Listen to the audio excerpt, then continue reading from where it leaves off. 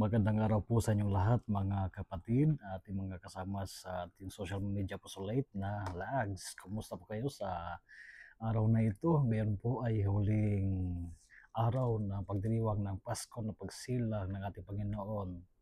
It is the last day of Christmas. Ngayong araw na linggo, ipagdiriwang ng simbahan ang kapistahan ng pagbibinyag ng ating Panginoon o the baptism of the Lord. Mga kapatid, samahan niyo ako upang ating pakinggan ang Ebanghelyo para sa araw na ito mula sa Ebanghelyo San Lucas chapter 3 verses 15 to 16, then verses 21 to 22. The people were filled with expectation, and all were asking in their hearts whether John might be the Christ. John answered them all, saying, I am baptizing you with water, but one mightier than I is coming. I am not worthy to loosen the thongs of his sandals. He will baptize you with the Holy Spirit and fire. After all the people had been baptized, and Jesus also had been baptized, and was praying, heaven was opened, and the Holy Spirit descended upon him in bodily form like a dove, and a voice came from heaven, You are my beloved Son, with you I am well pleased. Muli, magandang araw sa inyong lahat, magandang araw ng linggo sa inyong lahat mga kasama natin sa ating social media apostolate na Lags. As I said, this Sunday is the last day of Christmas na kung saan ay ipagdiriwang ng simbahan ang pagbibinyag sa ating Panginoon. Ito ay hudyat ng pagsimula ng public ministry ng ating Panginoong Jesucristo. Sa araw ng Lunes ay unang linggo ng karaniwang panahon. At ano ating mga tunghayan sa karaniwang panahon? Ang tinatawag na the public ministry of Christ. Ano ginawa ni Kristo?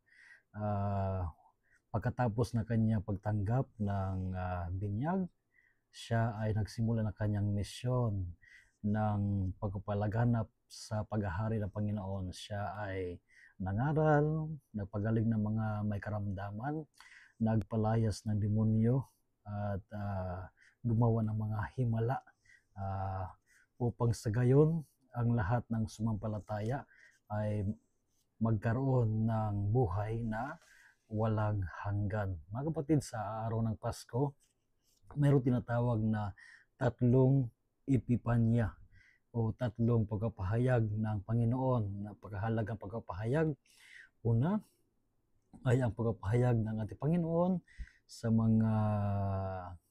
mga pastol, the shepherds, na kung saan pinapaalala sa atin ng Panginoon na ang kanyang mensahe ay saan man, gaano man tayo kalayo ng Panginoon, through our status o kaya sa ating pagiging makasalanan, tayo ay inaabot ng ating Panginoon. Kaya ang mga pastol ay sumisimbolo ng mga malayo sa society, no? Those who are voiceless, those who are the weakest, yung mga walang hindi binibigyan ng lugar sa mundong ito. Kaya sila ay tumutukoy sa lahat na pakiramdam na sila ay malayo sa Panginoon. Kaya ang Panginoon ay may tinatawag na preferential option for the poorest and the poor. Kaya isang good news para sa lahat sa atin. Kaya sana hayaan nating abutin tayo ng Panginoon na kanyang mapagligtas na pagmamahal. At ang pangalawang epipanya ay ang pinagdiriwang natin sa nakaraang linggo, ang pagkabuhay ng Panginoon sa tatlong mga mago. Ang mga ito ay sumisimbolo sa buong mundo. Kung atin narinig ang Salmo, Lord, all nations will adore you. It is a desire for God na ang kanyang nilikha, ang buong daigdig ay bumalik sa kanya upang sumamba sa kanya. Kaya isang dakilang misyon para sa atin na ipalaganap sa buong mundo ang mabuting balita upang ang lahat ay bumalik sa ating Panginoon. Sinasabi sa atin na ikalawang Epipanya na ang plano ng pagliligtas ng Diyos ay para sa buong mundo, all nations. Ikatlong Epipanya na mahalaga ay ang ating ipinagdiriwang ngayong linggo, ang huling araw ng Pasko, the last day of Christmas. At ito ay ang kapistahan ng pagbibinyag sa ating Panginoon o the baptism of the Lord. Sa Ebanghelyo ngayon, ang Ama, God the Father, is the one who introduces Jesus, saying, "This is my beloved Son to whom I am well pleased." Ito ang aking pinakamamahal na anak, ang lubos kong kinalulugdan.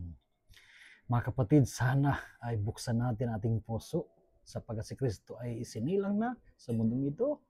Naway mamuhay tayo bilang mga kalugod-lugod na mga anak ng Diyos, sapagkat ang bunga ng pagparito ng Panginoon, tayo ay naging mga anak ng Diyos sa pamamagitan ni Kristo. Kaya mga kapatid, sa pagdiriwang rin ng the baptism of the Lord, ito ay nagpapaalala sa atin ng ating binyag. Sa binyag natin, tayo ay nakiisa sa misyon ng ating Panginoon. Naway sa pamumuhay natin bilang Kristiyano, we will do our best to preach well Jesus to all peoples, not only by words, but above all, through our life, the example of our holy life. Sapagkat ang mga tao ngayon, lalo na ang mga bata ngayon, they listen to us not because of what we say. Napakadami ng mga taong napakagaling ng magsalita, ng mag-preach. Ang mga young sa panahon ngayon, they are listening to us because of our holy example. So this is a reminder for each one of us. Pangalawa, we are reminded to pray well, to strengthen our relationship with the Lord. Hindi lamang ang ating buhay panalangin nakafocus sa atin, but as Christians, as part of the bigger family, we have to be the instrument, maging tagapagdasal ng mga tao, lalo na ang mga taong nangailangan ng ating panalangin. At siyempre, napakahalaga na ang buhay natin ay gawin nating alay sa Panginoon bilang isang mahalimuyak na panalangin sa Diyos. At ang pangatlo ay sikapin natin na maglingkod sa Panginoon ng buong puso, ng may kagalakan. So these are the three mission that we shared in the baptism.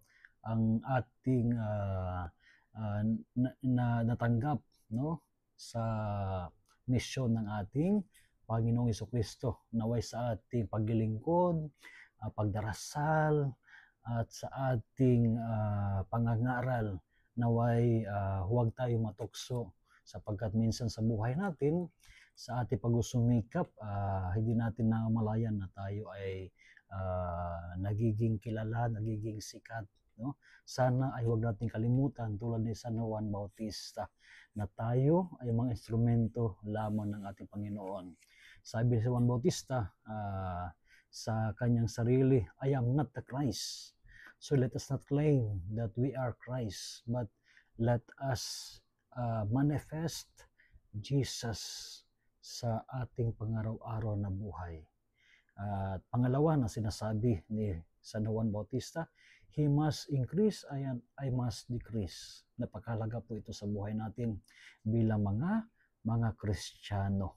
Kaya hingin natin sa Panginoon, naway sa ating paglilingkod, bilang mga Kristiyano ay naroroon ang kababaan ng ating kalooban. Si St. John Calabria ay nagpapaalala sa isang magandang saying, tanita, busita itanita, to appear and to disappear.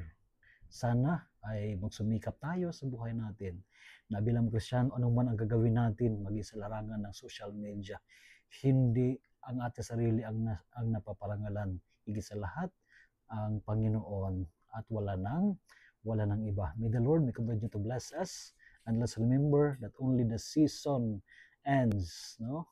But the spirit of Christmas must remain in our life. Ang Pasko ay nagdala ng kulay.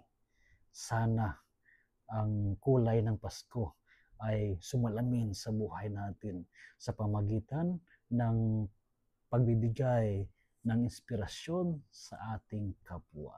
God bless you all. And again, Merry Christmas at pagpalain po kayo ng Panginoon, and rest assured of my prayers for each one of you.